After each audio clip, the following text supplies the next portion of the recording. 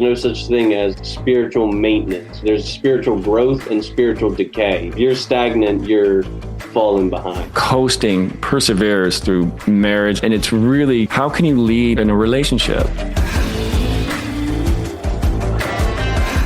Thank you for joining us today, everybody. Hi, guys. My name's Chris Bulick. I'm a Philadelphian in the greater Philadelphia suburbs, the northeast part of the map, in a small town called Southampton. We're about 10 minutes away from the city limits of Philadelphia. I've lived here all my life. A lot of factors of my, personality. I'm a big football fan. I played, football in middle school, high school. I was a wrestler for middle school and high school. Played baseball, hockey, soccer. The only sport I didn't play was basketball because I'm 5'7", so I was never the tallest guy. But I love basketball still. It's one of my favorite sports, even though I never was able to participate in it very well. Yeah, love sports. I used to be an artist. I used to really love to paint. I was a graffiti artist in my youth. Luckily, I got away from that before I got into any real trouble, but I did still take some licks. Used to love watching Bob Ross, trying to recreate some of his stuff. I love Bob Ross so much because he's able to teach others how to create true masterpieces. Mm-hmm. Now I'm a podcast host. I got a show called The Good Faith Podcast. And we're growing. We're almost at 1,000 subscribers. We shoot live episodes where we talk about faith, family building, finance, fitness, which I think are kind of the 4 pillars of what makes a man: is your spirituality, your health, your wealth, your relationships that you build. So, we got 38 or 39 episodes, and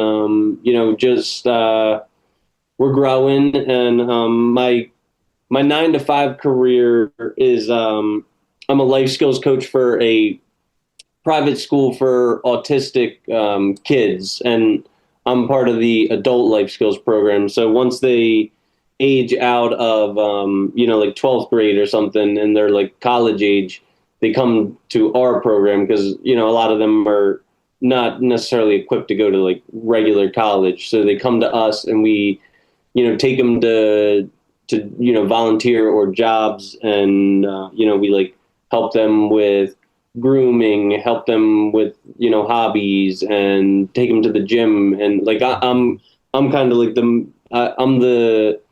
they laugh at me at my job, call me the drill sergeant or the boot camp instructor, because I'm the one that really pushes them in the gym to run faster, lift more, and stuff like that. But honestly, I'm very impressed by, my guys, how they have, grown in their fitness journey. Some of them can lift so much more than me. I can lift my body weight, which I'm pretty proud of, but some of them can lift my body weight and much more, and make it look effortless.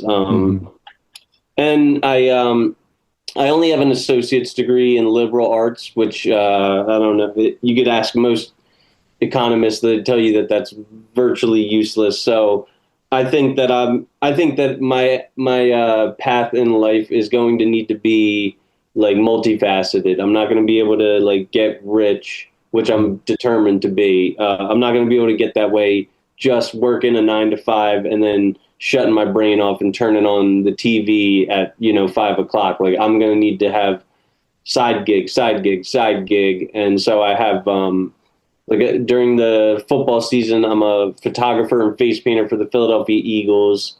I got this podcast that I'm hoping turns into a moneymaker. I'm also a value investor in the stock market, and I have this little this site called Mercari, where I take old clothes and stuff like that, and resell them on Mercari to try and generate extra income. So I was going to ask you, what or why did you start the podcast?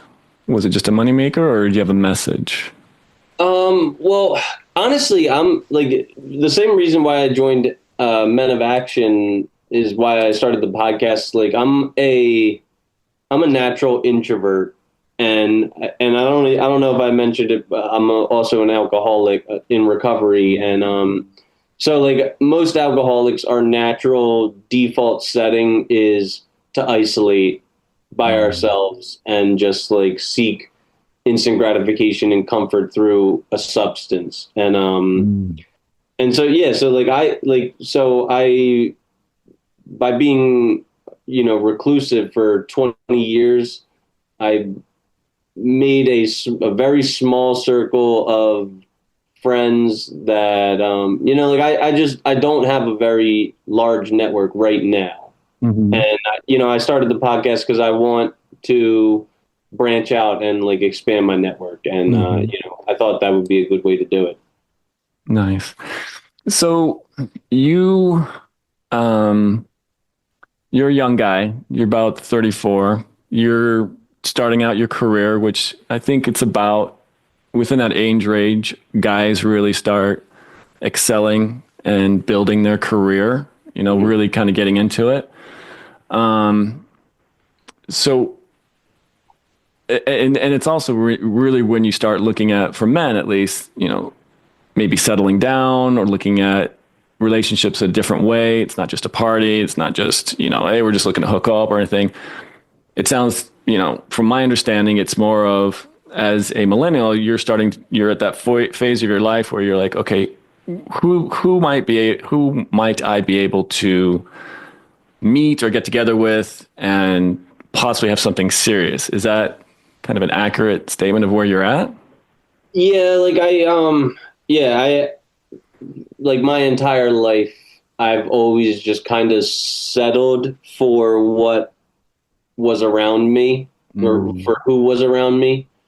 And yeah, now in my 30s, I've really started to be conscious of, trying to refine my search for, a more, like for wife material, I'm not interested in just having like a one night stand with like a girl anymore. Right. So what do you think, what role do you think has technology played in improving or hindering intimacy in millennial relationships? Well, I don't know if this. I'm sure this. I'm sure this stat leads to millennials as well, but specifically with Gen Z men, only 45% of Gen Z men have ever initiated a date. Wait, I'm sorry. 45% of Gen Z men have never initiated a date in person, and like this definitely applies to me as well, because I could count on one hand all of the times that that I asked a girl out in person and she accepted, and a date became initiated. Most of the time, it was in Facebook Messenger, Instagram, Tinder, Bumble, Hinge, Plenty of Fish, or something like that. And I think Rollo Tomasi calls those buffers. Yeah, you always have a kind of a bit of a buffer to make things a little easier for yourself, I think. yeah. And it's funny, like I have approach anxiety, and I think a lot of young men have approach anxiety, because I spend a lot of time with baby boomers, and just like the way that they talk to each other is just so uninhibited by like fear of being offensive or something. Maybe that's this like woke wave that like is makes us like walk on eggshells to talk to other people. But like I'm definitely like an overthinker, and I don't like to just talk to other humans, and that's a defect. It's something that I need to work to improve. Yeah. I was thinking about, I kind of consider him a mentor of a certain degree, Michael Sartain, and how to get over approach anxiety. And you just got to go out and kind of do it and get yourself immersed into it. And there's, the Men in Action program has ways where it doesn't discourage cold approach, but there's also other ways to make it a much easier to have a higher success rate. Yeah. And I think you're not too far into the program, so I think when you get there, it's life altering. I think in a certain degree, he doesn't just teach dating stuff. There's a whole lot of other stuff he teaches, but yeah, dealing with that cold approach anxiety is something he definitely touches on. But yeah, those were really some important stats for millennials. And when you talk about baby boomers, and that's my generation, and I would say it's more like an age thing where we just start, when you're getting into your 50s, you start, you kind of get the mindset where your last F you gave was last week type of thing. It's just like, I'm just done with trying not to please everybody. And it's just like, this is who I am, or you can like me or not, that kind of stuff. Totally get that, we have to be conscientious and sensitive of other people's feelings and, have at least some sort of empathy for others. But, there's a lot of, it sounds like, and I think it's pretty normal in general. I think all generations have this where for men, there's that approach anxiety. We get anxiety because we don't want to be rejected for our DNA. I mean, that's just as guys, that's just I think our innate, how we basically went through generations. Like the guy that got rejected didn't pass on his DNA and just basically faded away, right? Yeah. The guys that did, the ones that approached, got accepted and moved on. So being rejected, it's almost like saying, nope, I don't want your DNA, honey. Thanks, though, and they'll just move on. And it's really painful. But the more you get used to it, you kind of open it up, or you create a social circle like Michael teaches. The odds of getting rejected are lower and lower and lower, just because, from my understanding, if you're having this social circle of female friends, that trust aspect, that uncomfortable aspect is already kind of starting to fade away, right? They're like, oh, well, she and she and she and she are hanging out with him. There must be something safe with this guy, or there must be something going on. And then that's when the questions start being asked between girl to girl, and what's going on with this guy and what's happening, even from guy to girl and guy to the guy, Michael, who are you? Who, how did you do, that kind of stuff? How did you get like 20 girls to follow you into this thing? Well, let's hang out, blah, blah, blah. Yeah. But, I'm sorry.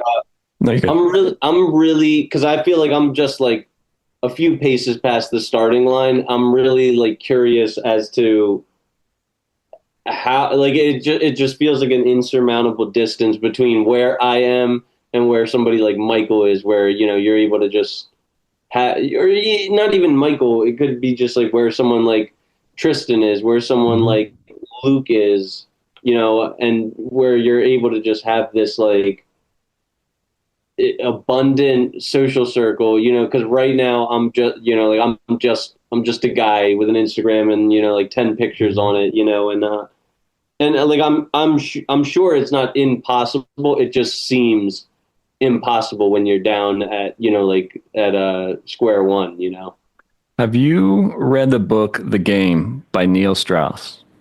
I have. I read it like so long ago. Maybe I need to, like, a refresher again.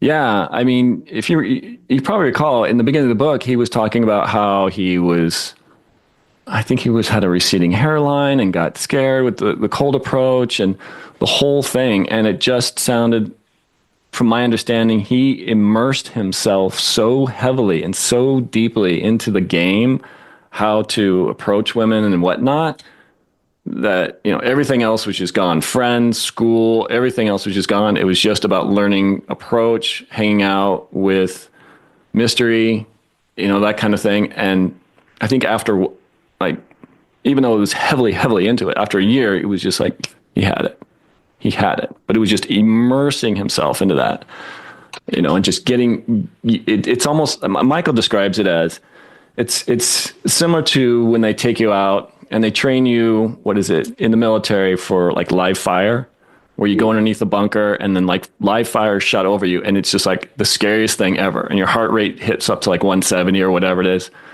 And you're like, oh my God, I'm super scared. I don't want to die. Oh my gosh. And then after, the repeated exposure to that, you just find out, oh, okay, after the 18th time or 20th time or however times they thought, you're just like having conversations while live fire is going over and your heart rate is like 80, 60. You're like, yeah, whatever, live fire. What are you having for lunch? I don't know what I'm having. Let's have a burger. I think he also used an example of, was it Neil Armstrong landing on the moon? Mm-hmm. And the guy practiced so much. He was so in the zone when the time came. He was like literally running out of fuel. He had to land within seconds. If he didn't, everything would just be shot to hell. And apparently he landed it, with like just a couple seconds left of fuel, and his heart rate didn't get above 80, something like that. Where it's just like you've been exposed to it so much, it's not a problem anymore. And that's some of the stuff Michael teaches, I think. And I'm excited for you that you're in the program, that you're going to get immersed into this whole new realm of being able to talk to other people, other women, and you're going to get to the point where, like, I bet you in 5 years when we talk, you can be like, mm-hmm, yeah, I remember that. I remember that interview. Yeah, it's like, I'm completely different. So kind of diving a little deeper into relationships, what do you think are the emotional consequences of growing up in a generation that's been heavily influenced by divorce? Like my generation, I'm in my 50s, and, I'm twice divorced. And after the second divorce, I'm like, my outcomes are definitely don't feel like what I'm putting into it. What am I doing wrong? So I just started taking accountability. I've got buddies I went to school with who are also divorced, and they've been just like decimated with a divorce. They're like, I feel like I've done everything right.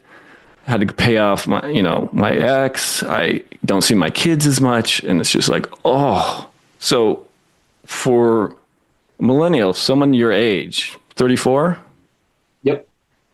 Seeing what we've already gone through, my generation's already gone through, and the divorce rate and how our parents got divorced and being raised as by single mothers and all that kind of stuff. So what do you think are some of the consequences of seeing what I've gone through, setting this awesome example of how our relationships have been? Honestly, disastrous. I think on a societal level, it could. Yeah. I think by the time Gen Alpha is of marrying age, like we could be looking at like a fossil. Mm-hmm. I've started to have this theory that marriage is because we all know that the middle class is dwindling. It's society at large is starting to become the haves and the have-nots.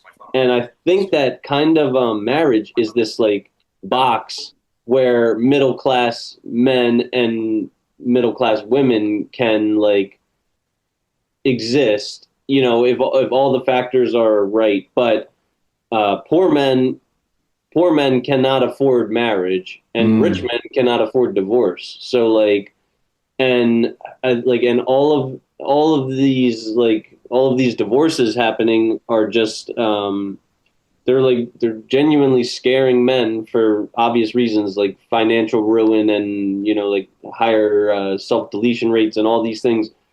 And I think some guys who are who would be really good catches, really good fathers, are now saying, nah, I don't want to risk my life for marriage, which is fair, because I think about 80% of divorces are initiated by women. So and you could be doing everything right. You could be a top tier man like Bill Gates, Jeff Bezos, Elon Musk, and still get divorced by your wife, and the divorce courts and the state are not gonna give you any mercy. They're gonna give custody of your children to this woman that broke your heart and ripped it out of your chest. They're gonna take half of your empire and just give it to her. And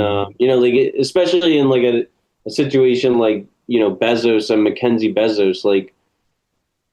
I mean, I couldn't even imagine working my entire life to build up this $1 billion empire, and for some judge to just give it away to the woman who just broke my heart.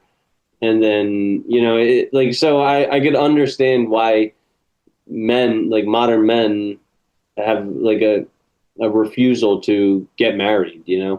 So for yourself, and I mean, I don't know if you want to speak for your generation, but what are the things that you are thinking of doing or plan on doing if you meet that woman that you're like, wow, this could be the one. This is the one that we get along great.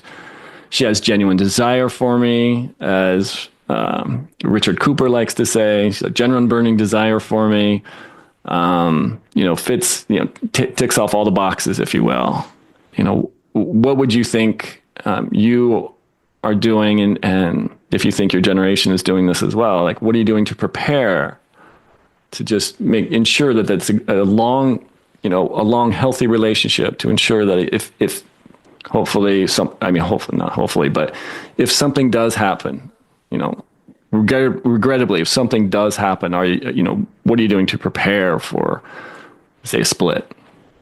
Or I guess let's start with first, what would you do to prepare to solidify and make sure that divorce doesn't happen? I'm like certainly no expert. I think basically it seems like, and I got this from Kevin Samuels, who we were talking about before the podcast. Kevin Samuels told me that households that make above $200,000 a year, like the divorce rate for those households drastically drops down. So like, I think if you can, I mean, it's obviously difficult. It's not easy to earn, $200,000 a year. But if I could find a way to earn $200,000 a year or more, I think that would, greatly help my my marriage, because then we're not arguing about money. Then if I want to buy a Mercedes Benz, I don't have the wife, nagging in my ear about how that's not a wise, expense. Like the number one thing that married couples fight about is money. So like if we can eliminate that, I think it'll help us be, happier. And then maintaining attraction and comfort. Michael's always talking about that. And I forget who the one coach. Do you know who Coach Corey Waynes is? Corey Wayne. I've never met him or never worked with him directly, but I've heard of him. Yeah. He talks about like always courting your woman, and like I think a lot of guys, they get content. They maybe like stop being in shape, start growing out that like pot belly, and maybe stop like just they stop trying to attract their woman just because they have her. They don't think that they need to put in the work to secure her and keep her,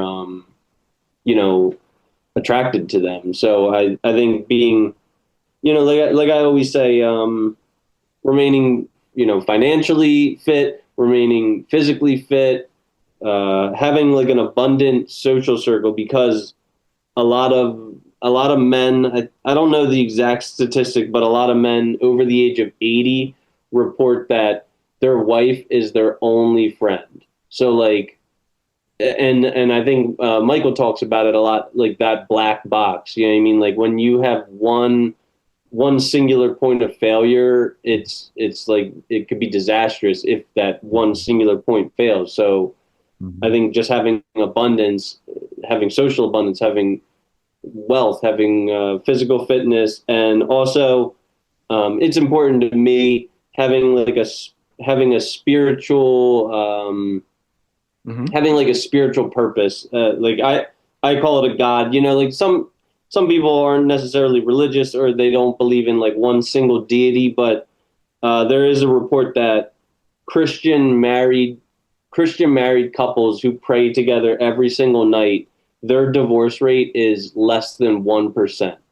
So like that's the kind of relationship that I would like. And I've even I've even had that, like I was talking to like a Muslim girl, but she was more just like spiritual, and we got into the like habit of praying together every night. And Mm-hmm. it at first it was really weird, but it really like made like going, like going to bed, I was just like I had this like sense of tranquility with the Mm. universe, and I think that like that can really bring couples together.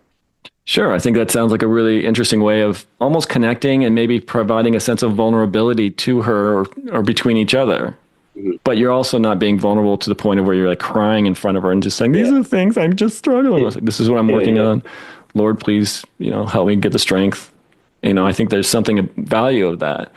I really like how you're thinking ahead already to know that once you get married, that's not when a guy stops Mhm. being attractive. I think it's incredibly important. And I'm guilty of this where, oh, once you get married, oh, that's all I need to do. That's it. I'm good. And I think part of the issue with that is, and again, myself included, you start thinking, oh, I'm good. I just start coasting and I don't need to do anything else. I don't need to really court her anymore. I don't need to really show my attraction triggers. I don't need to be as attractive as I was. I got a ring on her finger and I'm good to go. And I think Orion Taraban even talks about this for a little while. It's like a lot of guys will just halt or stop or just, start coasting. And I like to say, if you're coasting, you're going downhill, and you need to start taking that tough challenge of looking at yourself. And I'm still doing that now. It's just, I'm struggling with this or that or the other thing. And it's like, I really need to figure out, to me, I'm like, I really want to kind of figure out the why. So my endpoint, the output I get is going to be a little different. So my inputs have to change. And to change those inputs, I have to change my mindset. That's kind of where I start coming from. But I think it's My really, yeah, go ahead. But in Alcoholics Anonymous, we have a whole bunch of acronyms for God. Like Mm-hmm. group of drunks, gift of desperation, good orderly direction. But my favorite is grow or die.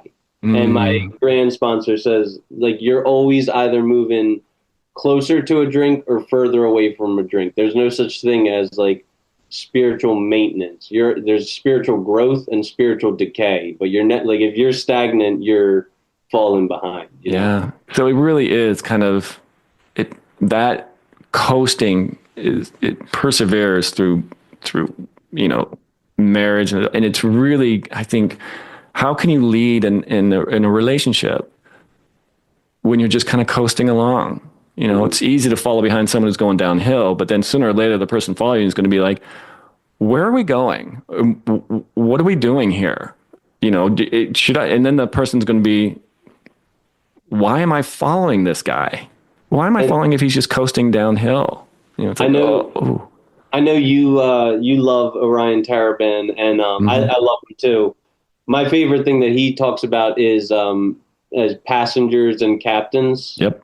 and like Love it. yeah, Mm-hmm. like men cannot be passengers on this ship of on this relationship. Like we can only either be standing on the dock or we can be captains. And like, Mm-hmm. I want to be a captain. I imagine you probably do too.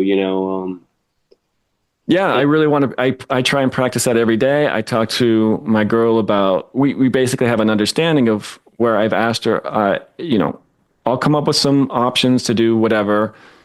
Please provide me with some options, and I'll make a decision on where we go and what we do. I'll try and plan ahead for like, okay, for the next time, if you want to go do this or this, or if you want to stay in this part of town or this, go to dinner wherever. Like here, we've already got this place planned. Just kind of like planning ahead, showing her I'm taking initiative, showing her I can provide, decision making skills, showing her I still respect her in public, showing some way of protecting her in public by kind of taking her hand and making sure that I'm the one between the street and she's between me and the building. So just those little things of just being a little more conscientious of her or like it's how I kind of think of just starting out with some leadership skills to show her that I will make decisions that are good for both of us, and I'll start doing some things to show you that I'm protective over you. And it's like, she's very appreciative of that, and she respects it, and it's really starting to work well.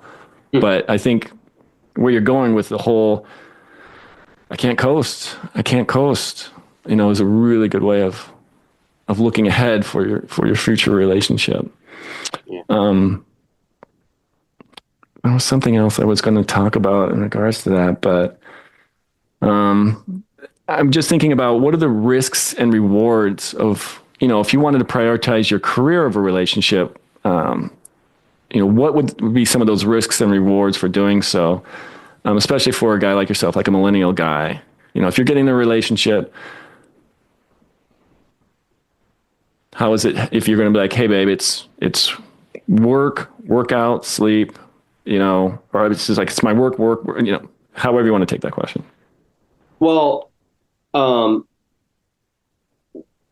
we as men are actually truly privileged that our biological window is so much longer than women's. So, and like Myron Gaines talks about like the candy store analogy, like when men hit like 35, 40, and they're finally sitting on top of the world for the first time. Women's free ticket to the candy store is already like expired, and so like we're going through different stages at different periods of life, but like basically like the experience of of like a 40 or a 45-year-old man who's like really hitting his peak earning potential is basically equivalent to like a 21 or a 22-year-old woman who's like just getting out of maybe just graduating college, and she's on top of the world. So and it's very unique how like career trajectories are impacted by that. So like what tends to happen for women is as they prioritize their career, their dating pool shrinks. Like the higher on the corporate ladder they go, their pool shrinks. But for men, it's the complete opposite. The higher that men go on the corporate ladder, their dating pool expands. So, my genuine advice for any man would be to just keep climbing that ladder. It doesn't even necessarily have to be the corporate ladder. You could go into business for yourself, be a sole proprietor. Honestly, I think that's probably like the best option for most people is to, like start your own business. It doesn't even have to be an amazing business. Like I'm trying to get my friend to start any kind of business at all. It could be, like teaching other people how to gamble on sports, teaching other people how to play like Pokemon Go, just anything that you have a little bit of experience in, just become a leader, become an influencer, become a content creator, and you can start writing off all these things on your taxes. I just took a couple months ago, I took a trip to Omaha, Nebraska to see Warren Buffett announce his retirement in person. And that was like a once in a lifetime opportunity. And the best part is I can declare all of my travel, all of my lodging on my taxes. And like when April comes, I'm looking forward to like a big tax break, Yeah, no, that's beautiful. I think, it's awesome that you're planning ahead and you put things in place to start thinking that way. I think it's very, very important for men to have a purpose. You just described your purpose. And even before relationships, before getting serious with a woman, I think a guy has to have, even guys getting out of relationships, if they've just bottomed out, they're exiting a relationship, they're brokenhearted, it would be, what are you doing to start over? What is your purpose? Find your why. Yeah. Simon Sinek, start with why. Yeah, and book. Like when we talk about all this like self-deletion, I would imagine not having a purpose has got to be the biggest reason why some, people are choosing to self-delete. Like, if no matter what happens, if your mother passes away, if your cat passes away, if you get your heart broken by the love of your life, if you have a purpose, that should be enough, like enough to keep you going, even in the worst times. It'll give you something to wake up and start, give you the motivation to start, not start, but keep going. Yeah, there's some stat, and it's in general, and I believe it was said because men are more violent in general. Men are more likely to self-delete. Like, it's 4 times as high versus women. After divorce, it's 8 to 10 times as high as women. So I think you're correct. I mean, maybe we could create a study on this, but reasons as to why men self-delete after divorce, I think a big part of that might be because they don't have a purpose. And they're probably so devastated from the divorce. I've lost her social circle, which was my social circle. I lost the house. I lost the kids. I lost the dog. I'm struggling at work. I might lose my job. Those things are just, the stressors compounding that. Oh, I have to go to court to give her all this money that I earned. I'm the breadwinner in this relationship, and now I have to pay out, all this, and I'm the one that's devastated. I'm the one that's heartbroken. I'm just, completely destroyed. What purpose do I have now? Oh, and I have such. I understand for the, like the baby boomers, and even like what's the generation before the baby boomers? Are they called like the greatest generation or something? Yeah, something like that. I understand for that generation why alimony existed, but this is like 2025. Like, there should not be a single dollar of alimony paid out moving forward. Like, if I'm sorry, like, spousal support, no, like, get an effing job. You know what I mean? Like, you are a strong and powerful, independent woman who is fighting in court for your independence. Now, you know what you need to do? You need to go get a job. Like, you're not going to rely on me, who you just divorced, to like pay your bills. I think that is so wrong. Yeah, I've heard stories, where guys, where they're breadwinners, are devastated, and now a lot of women are realizing the same thing when they're the breadwinners and they're going through divorce. They're realizing that they're now having to pay alimony, and I think it's coming as a reality check. I can't remember Kevin Samuels once mentioned the movie star. I can't remember her name, but I think she went through Kelly Clarkson, or it wasn't her. My gosh, I can't remember her name. I think she's gone. Union, maybe? Sorry?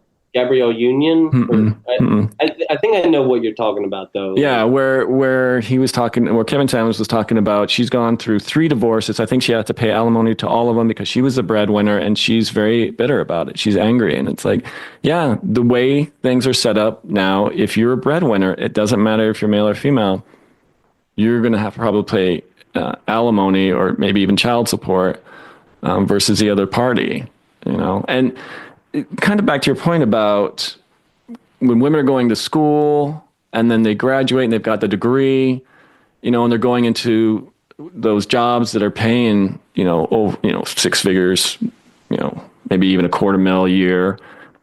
They're looking at those guys that are, making just as much or higher. The whole hypergamy issue of where, well, the pool of men that make less than me are kind of out there. We all want to make sure the guy is going to be stable, so he's got to make at least as much as me because this is a lifestyle I now want.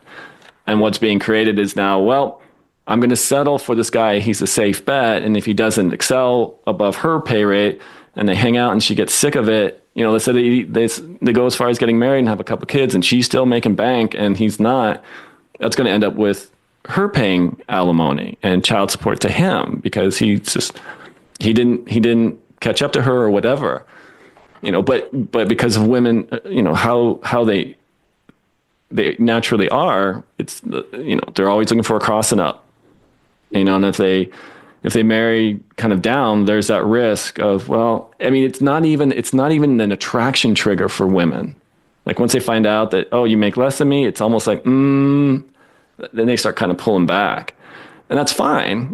That's their prerogative. And it's, to me, I look at it as, okay, if we step up our game, our pool of women is going to increase significantly, kind of like what you were saying, like exponentially will increase. If we increase our annual income, the pool of women that are going to be, attracted to us might increase, exponentially. Obviously we have to do other things, and we don't want to lead with our wallet, but putting ourselves in a position of financial security is definitely an attraction trigger because you're able to provide and protect and all those kinds of things. Men are willing to go into McDonald's and pick up the clerk who's pretty and marry her.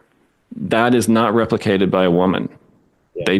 Women will not do that. So, it's great that they're going out. It's great that they're earning degrees. It's great that they're doing something with themselves. But I think less and less women are aware of the risks. I shouldn't even say a risk, but there's going to be issues on finding the guy you want versus a guy that you're desired to, attracted to.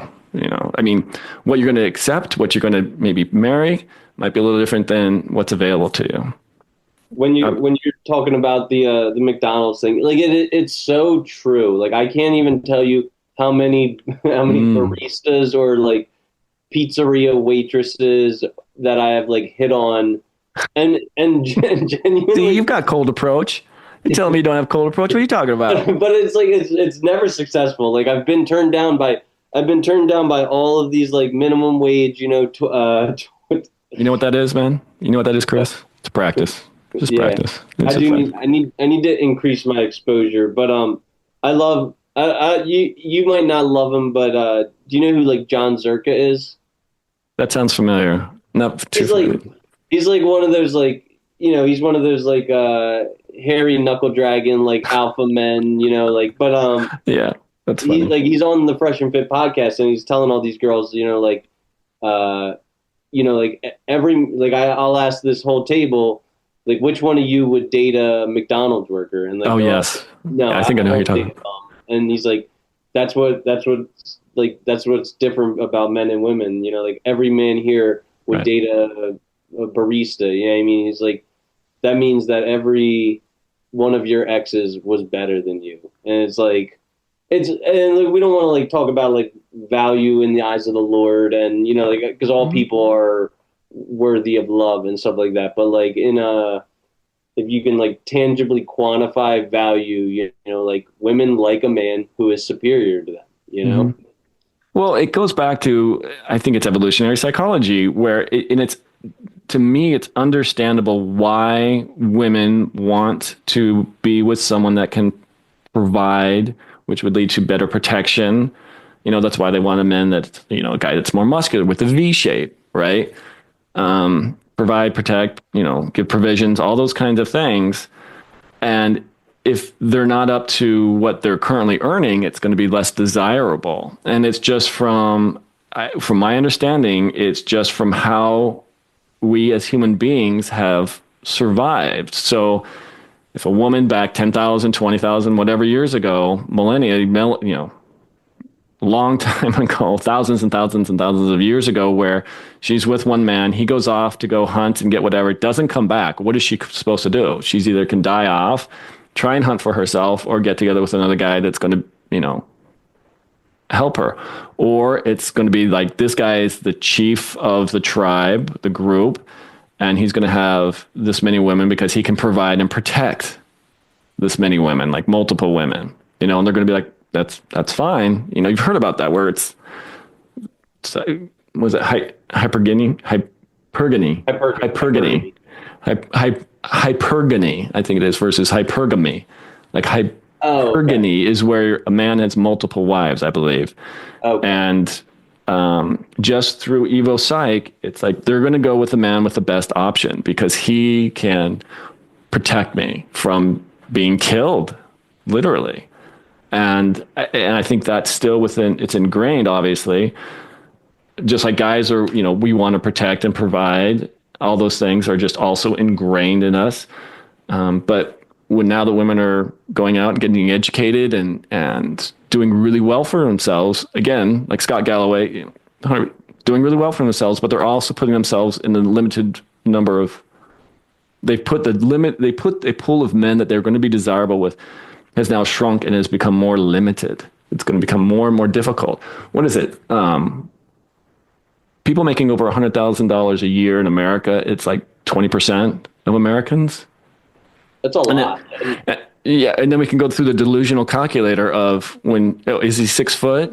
Is he fit? Is he making like $150,000 a year? Just those things would kind of reduce that pool of men. Oh, then if you include the age, and then it's not even talking about personality, but you're also talking, once you do all those things, you're looking at like less than 1% or something like that. I don't remember the specific stat, but it can just, really, really reduce the pool of guys that they want to be with or attracted to. And then that's when you see, well, I married him because it's a safe bet. I have a lot of friends where this happened to, but I want to get with this guy who's exciting and provides what he doesn't, type of thing. That's where you see cheating, or like maybe even women leaving their husbands for somebody who's just like a male stripper or something. Have you ever seen the movie She's Out of My League? I think so. Maybe a while ago, but. So what ends up happening is in the movie, and it's obviously Hollywood, so it's not totally realistic. I suspect if that were in real life, he'd blow his chance with this like smoking hot bombshell. Mm-hmm. But he gets super insecure, and at like some point of the movie, like every rom-com, about 75% of the way through the movie, it all falls apart. And he asks her, what are you doing with me? And she goes on this like spiel of like, I've had my heart broken in the past. I've been with that super attractive apex male, and like it always ended in heartbreak. And so you were the safe option. And like she says it, and it's like almost like this like reassuring compliment. But like I think to any guy who's like deprogrammed, they're gonna be like that's like a slap in the face if a woman ever says anything like that. Like, I'm settling for you because you're the safe option, There was some video I saw, it was similar to something about that where this girl posts this conversation she had with her boyfriend, and she said something to the effect of, "You're the kind of guy I would not sleep with on the first date." And it was like her boyfriend, and I'm guessing, and I'm going to probably be very, very wrong with this. They were together for several weeks, if not a few years or something. And she said that, got pissed. He got pissed when she said that, wasn't speaking to her. And she's like, "I think I really fucked up." And people in the comments were like, yes, you did. Yeah. I mean, that's for you. I would make you wait. For this guy over here, I won't. And to guys' brains, that is like, why? Why would you? They get that's really confusing for men. So, I think Michael Sartain has a great way of telling people if there's something he sees that it's like, okay, this is what's happening. Let's reverse engineer it and figure out what is the cause of that? What's going on with that? And something like that, where it's like, well, why would you sleep with this guy on the first date, but not this guy? And kind of to your point, it's like, this guy is a safe bet. This guy is a quickie. Like, I don't want to have a relationship with anybody. I'm just really super horny. He's super sexy. I'm going to do it with him.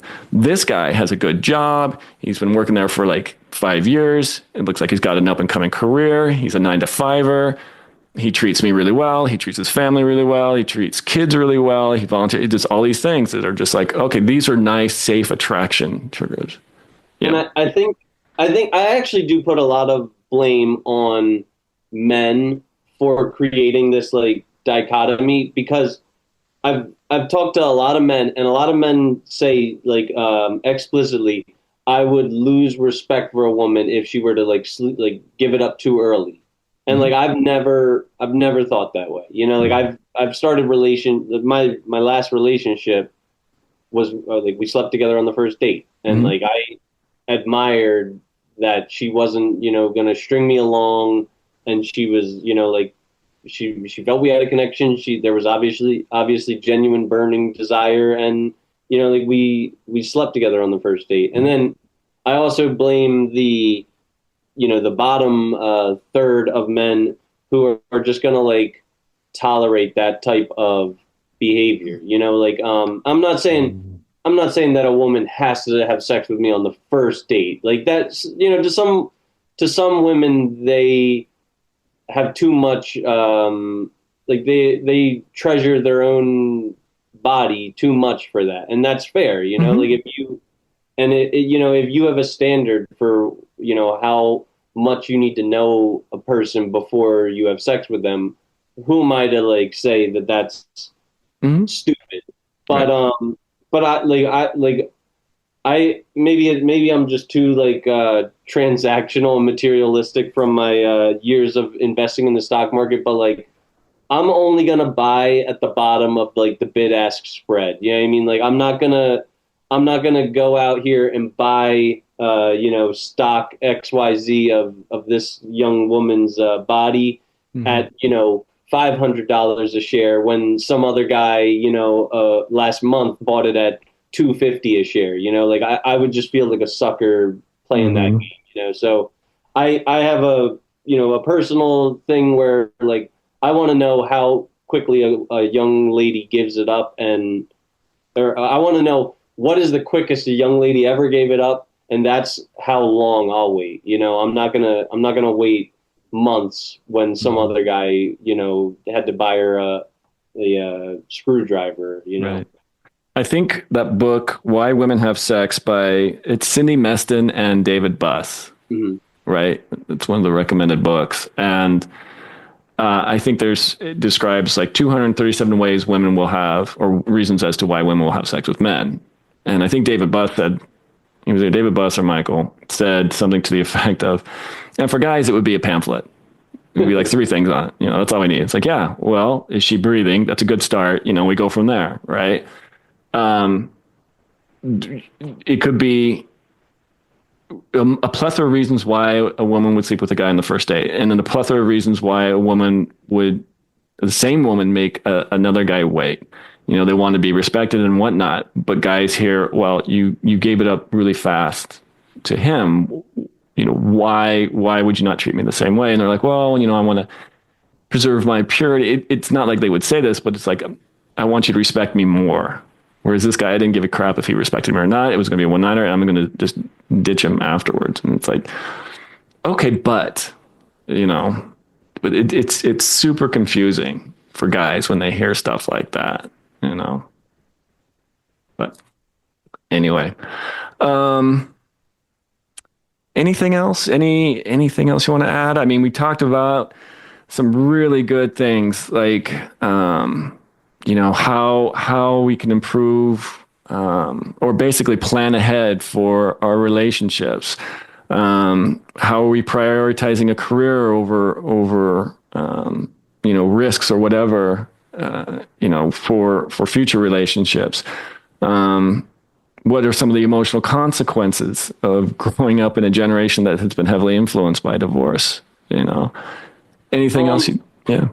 Yeah. Well, so how old are you exactly? 50? I'm 56. I'm going to turn 57 in a couple months.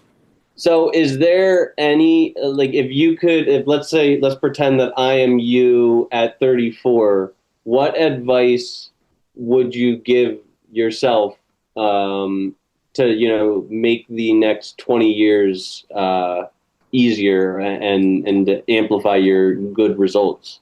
Yeah. So when I was your age, I graduated from school. I had the beginnings of a career, but I think my focus was more so in relationships rather than the focus on having a purpose or having a side gig or having a job or understanding how I operate and understanding how women operate, basically human nature. What I would say is basically unengineer yourself from how you grew up. Start learning about how you treat people and how people are treating you. It's about understanding your boundaries, understanding how women think and operate, their instinctive nature, i.e. evolutionary psychology, because once I started learning about that, everything kind of started clicking into place. Continue to work on myself.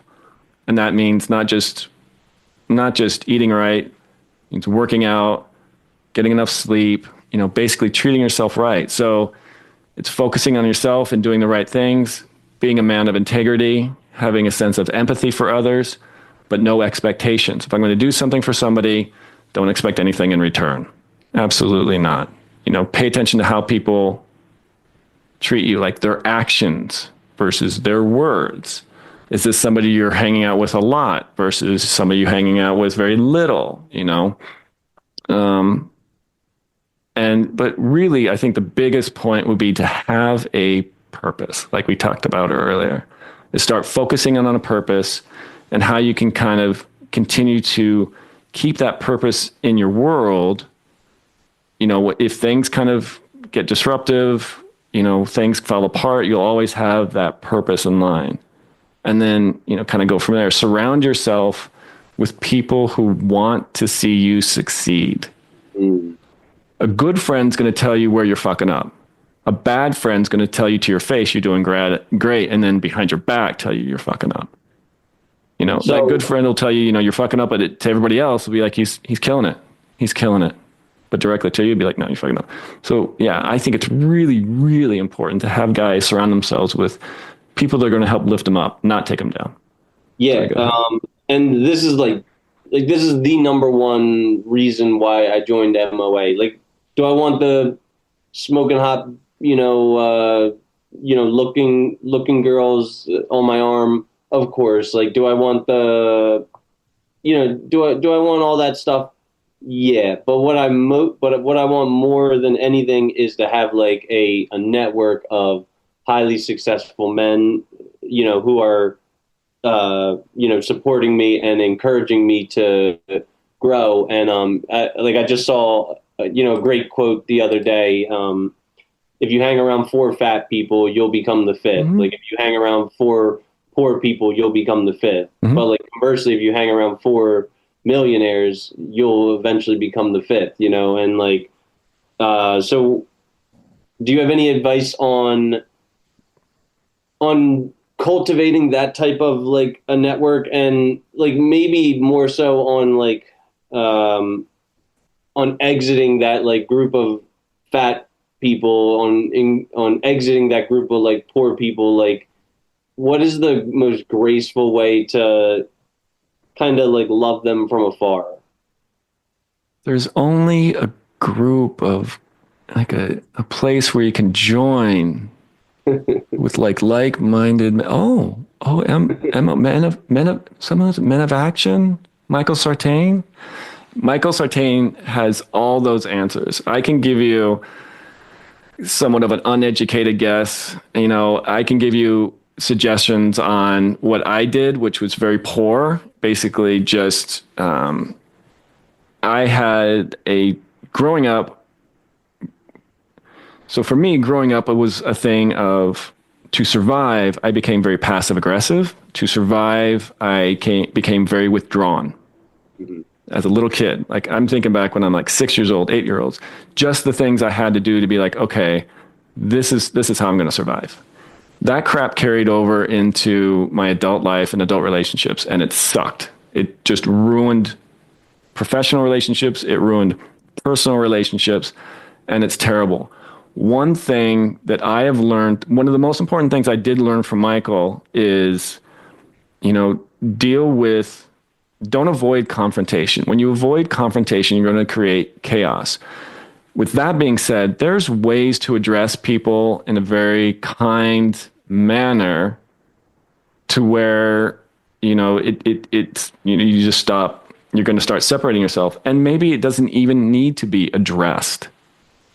If it's like, okay, I'm just spending a lot more time here, I'm busy doing this, unless they come to you and go, what the fuck? What's up, dude? You don't want to hang out anymore? What's going on? And you go, hey, I've developed a purpose and I'm putting a lot of energy into that. I still dig you, man, but this is what I'm doing with myself, and I'm just looking to have people support me in that. And it's like, oh yeah, I'll support you. What are their actions? What are their actions over what are they saying? And I think that goes into relationships too. If you're with a girl, if you're with a woman who's like, oh yeah, I love you and I care for you and I miss you.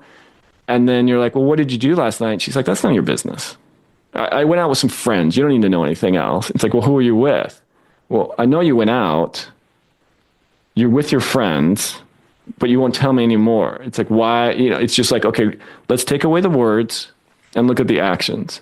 And so if you're with a group of people who are, let's take away the words and how are they treating you? Are they ridiculing you for what you're doing? Like, do you have guys that are like, your fucking podcast is bullshit? Or are there guys going, dude, I'm excited to see where you're going to go with this. And are they bringing value?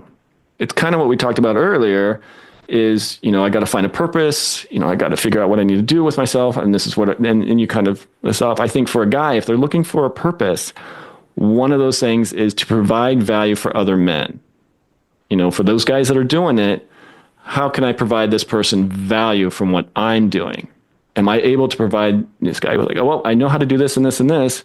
I see you're lacking in that. I can help you out with that. And then you're going to be instantaneously valuable to that person. If you're a man of integrity, if you're a man that just expects nothing in return, if you're a man that's honest, that rep will carry you over because of your actions. People are going to be like, blah, blah, blah.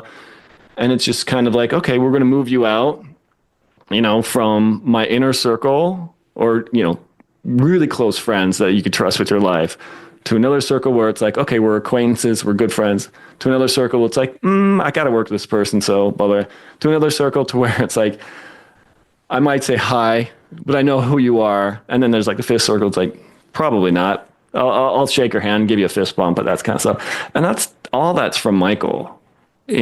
Michael's program isn't obviously just a dating, I'm going to teach you a cold approach. It's more than just, developing relationships. It's a mindset, and I think it's separating out. I think Kevin Samuels even said something like that, but separating out the people that support you versus discourage you is going to be very, very hard. If it's something where these people that have discouraged you have been a part of your life for a very long time. But if you're doing something with yourself and they're still discouraging you, it's probably because they're envious. Yeah, and I've already noticed, like, I've only been in Men of Action for like, I don't know, 4 weeks, 5 weeks or something like that. But I've already noticed, like, just from posting these, like Instagram pictures where I'm in this, like, rich mahogany library, or I'm in this, like, luxury hotel on a balcony and stuff, I've already noticed, like, my old childhood friends saying things like, like, you've changed, you're like, I don't even recognize you anymore and stuff like that. And good. I think it's like a Jay-Z quote. Jay-Z dealt with this a lot when he was like on the come up, and they were like, you've changed, like, the success, this money has changed you. And like Jay-Z said, like, yeah, like, that's why I did it. Like, you think I did all this to stay the same? Like, I wanted, like, that's the essence of growth. Like, I'm not content where I am right now. And maybe I'm sure that's not the best. My cortisol levels are probably, like, pretty high, and like, I deal with like a lot, and, I'm just never content where I'm at. But like, I kind of cherish that ambition in myself, like, I'm going to continue to strive for better no matter where I'm at. Change is the most difficult thing, I think, for a person to do. If you're like, I have this mindset, this is what I've lived with for most of my life, and it's not suiting me well. Kind of like what I was talking about earlier. Like, I did these things to survive as a kid, but it's not conducive to my life now. Yeah. And it took me a long, long ass fucking time to realize that. And it's really unhealthy. But it's yeah.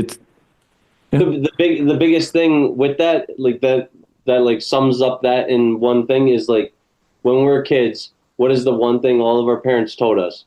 Don't talk to strangers. But like, as an adult, you cannot live that type of life. Like, you will be isolated, you will be alone. And, like Kevin Samuels always says, it's like his biggest, like, insult that he tells to people is like, I even got it on here. He says, buy a dog and die alone. No, buy a dog and die alone. Yeah, that's where it's like a refusal to accept, observable reality. Buy a dog, die alone. If you think that you're all that great and you've got this list of requirements for your man, the person you haven't met yet, and expectations for this man, it's probably not going to happen. Buy a dog, live alone. Start buying boxed wine, and we're going to start investing in that because that's what's going to sell. That's what's going to be blowing it. But yeah, change really is hard, and that's why anybody going through what you're doing, what I'm doing, starting something new, takes a level of guts. We have to, it's like you're looking at what you're doing is you're putting yourself out there for everyone to critique. And you're like, you know what? I know I'm going to be looked at like this. I'm exposing myself. I'm making myself vulnerable, but I know I need to make a change in my life. And I just need to continue with it. And you'll find people that are going to support you on the way, like Michael. And you're going to find that people are going to be like trying to knock you back down. It didn't sound like your friend was saying anything too negative, just you've changed. And you're going, yeah, I have. It's almost like, thanks, man. Thanks. Yeah, it's what I'm working on doing. I appreciate you acknowledging that. It's like, oh, it's becoming evident. The next thing is, is this person going to support your change, or is it going to become like a source of envy for this person? And hopefully they'll support you and encourage you to keep going. Because we get to a point, at my age, it came to a point of like, you don't need to be discouraged about people who are successful. You want to applaud them and be like, how can I learn from them? You want to reverse engineer. How did they get successful? And what did they do? And how did they make the relationships happen? Because it's something that's like, wow, I see that happening. How did they get there? Versus that son of a bitch. How did he get there? You instead of being very envious, being like, so what did they do? And then going, how can I start doing that? Not like, oh, their endpoint was so extreme. It'd be like trying to say, well, Dan Bilzerian has $100 million and multiple women chasing him and throwing themselves at them or at him, and then instead of looking at how he did it, it's just going, well, that son of a bitch, being just super envious. It's like, well, how did he start doing that? What was the very first connect? And it could be just something as straightforward as, find a purpose and bring value to others. Whatever that might be. It's like, where are things lacking? What can you learn that it's going to bring value to others? How can I help others, succeed? Yeah. What's his book? I know that's on the reading list too, and I read it, and it was great. Like, I don't necessarily want his life, but there are components of his life that I absolutely like want to implement into my own. And the setup, that's what it's called, the setup. I was going to say, yeah, I think it's called the setup. There it is. Yeah, it's the setup. Yeah. I mean, his life is extraordinary, and it was like, this is how I'm intending to do this. He was very intentional in doing it, but he understands attraction triggers, and he's just going to that at the nth degree, and it's one way of it's an example. It's an extreme example, but it's an example of how a man understood evolutionary psychology, attraction triggers, and what he needed to do to level up. And it's just, if you can surround yourself with people that are, you're like, I'm wanting to level. I'm doing these things. I want to provide value to you. How can I'm able to do this and this for myself and for you, and then I think it's I just kept rambling on, but having no expectations, doing things for other people without any expectations. I think you talked about, you do volunteer work at your church. Yeah, like I get paid for it because like it's my job to take I see. Okay. our students through, but my student doesn't get paid for it, and I mean, like they're awesome workers, and like I said, I'm the drill sergeant boot camp instructor of my company, so like, while some of the other kids are doing nothing, I'm like pushing my guys to, drag in, like 40-pound trash bags of clothes and stuff like that. And like, I'm really busting their ass to like develop like a hardworking bone in their body. And, you And know, are they appreciative of it? I don't know if the students are appreciative. Their parents and my supervisors are appreciative of it. Though. How old are the kids? My oldest is 30, Oh, 32 okay. or 33. So they're adult. Yeah. Yeah. Okay. Okay. Well, at least you're trying to be a coach for these people, and hopefully they can take something away from that, saying, at least some self-discipline, very minimum, but you're at least out there, you're doing it, you're trying to provide for somebody else. I think there is a lot to be said about giving to others without any expectations, doing volunteer work, doing, raising funds for charity, all these kinds of things where you're, helping animals out, adopting an animal. Michael Sartain is really good about go and adopt an animal, save a life. It's an animal's life. You're going to go save it. I mean, just these things where you're providing for others without anything, no expectations in return is very fulfilling as well. So if you have a purpose in life, you're doing things for others with no expectations. That's a great way to start doing stuff. Those are attraction triggers for women, at least. And before we wrap up, I just want to. I think it's like an ancient Chinese proverb or something like that. But it's like the essence of true generosity is planting seeds for trees that will provide shade that you'll never lay under, or something like that. Yeah, I understand what you're saying. Yeah, no, that's really good. Well, no, I appreciate your time, Chris. This has been a great discussion. I wish you the best of success. If there's anything I can do for you, please reach out. I think you're going to kill it personally. And I'm very excited to see you in 5 years to show, this is our discussion here 5 years ago. And look at me now, yo. Yeah, I think you and I are gonna, and also check out Ravine on the Goat Show. He's another podcast that I had the privilege of being on, and I'll do a little plug for you coming onto my podcast on what did we say it was, September 7th? Yep, I think something like that. Yeah, guys, make sure you check out Glenn Gilbert on the Good Faith Podcast, September 7th, and